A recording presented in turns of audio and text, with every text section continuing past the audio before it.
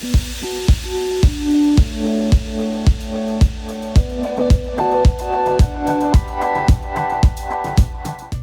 need to all realize that we're going to need more data than we've ever historically looked at because we are not looking in a silo anymore. And so, quick story. A customer of ours was having a paint bubbling problem, automotive manufacturer, paint bubbling problem on the door of the car.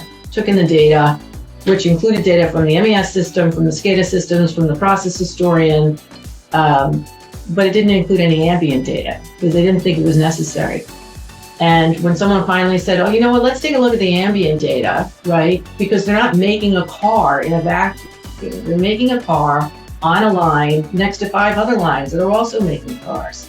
And it turned out that one of those other lines was using a corrosive, which the air filtration system was bringing in and then recirculating.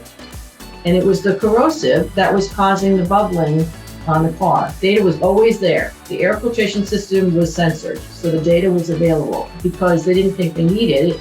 They wasted 6 months trying to solve a problem. And so it's saying, okay, let's understand the kinds of problems that we're going to want to solve, and let's recognize that we need more than we think we do in terms of breadth and variation of types of data.